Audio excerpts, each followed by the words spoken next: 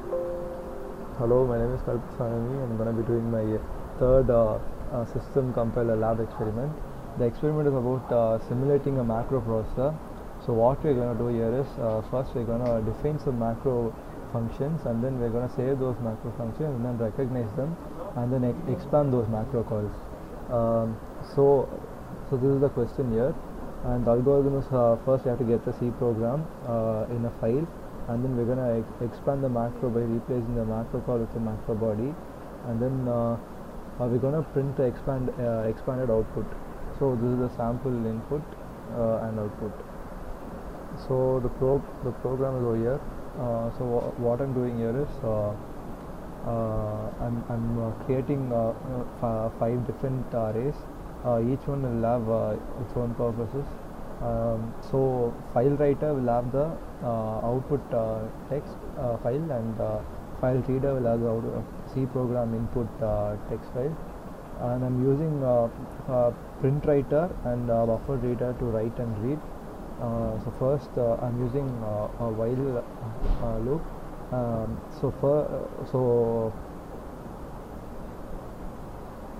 So what I'm doing here is first I'm getting the string that is the input, and then I'm splitting it using the blank spaces and storing it in an array named ARR, and then I'm comparing each one of those elements with hash define, and when the hash define is found, this if statement gets executed. So what happens here is I use initialize to 1, and then the variable that is used for defining the brackets is initialized to 0, and then we're converting the character to the string to character array. So ARR2 will be a string element, and we're using 2char array to convert it to a character array. And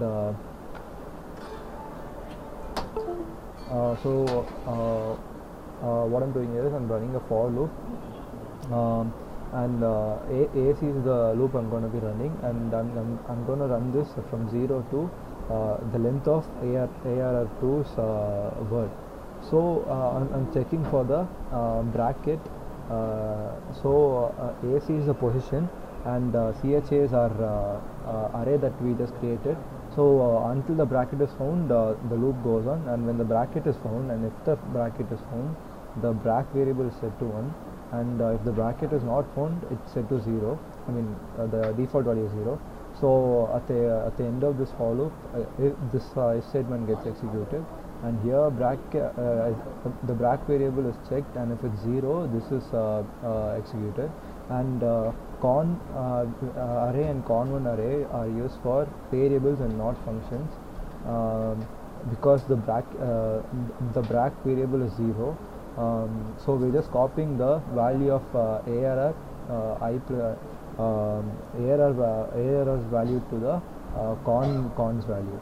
So con and con1's value, and if the bracket is found, we're using it to copy the value in the array ARR to the array in array con2.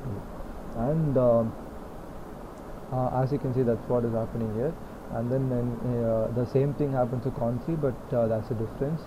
What we're doing here is we're converting it to string, and then we're copying it, and then we're breaking it off, and then we're incrementing I to pass on to the next letter or character. And con4 is either not a variable or function. And then else what happens is now we're going to run a while loop that checks if I is less than array ARR dot len, and inside that we're using a for loop. I'm using a variable counter, and it goes on till say.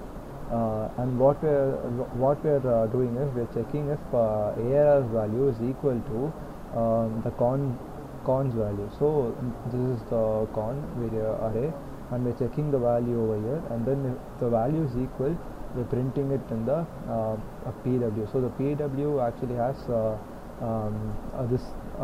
output text. So we're printing it in the output text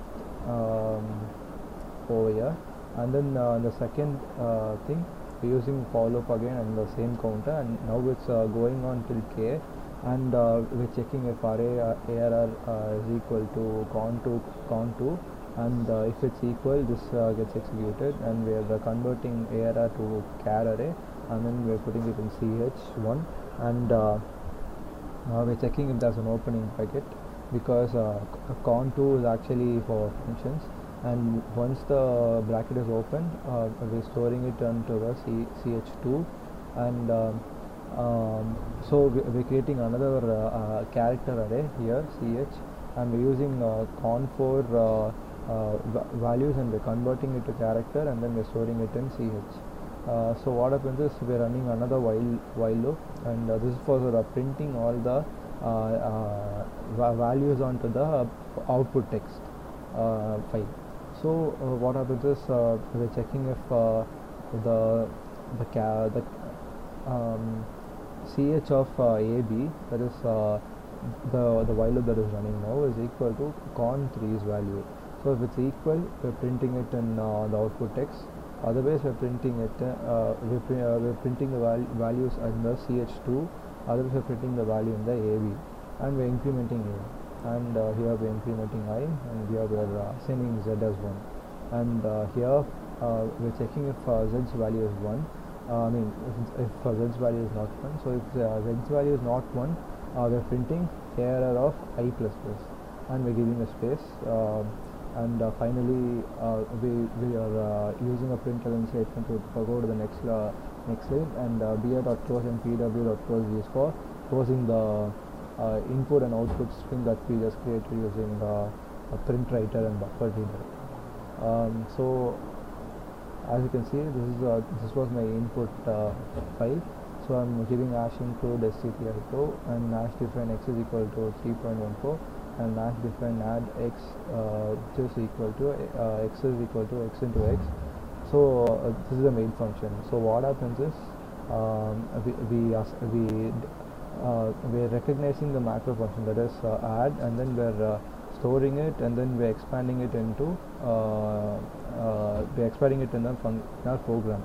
So as you can see here, we're just giving add z, but here it becomes z is equal to z into z. So that's the program. Thank you.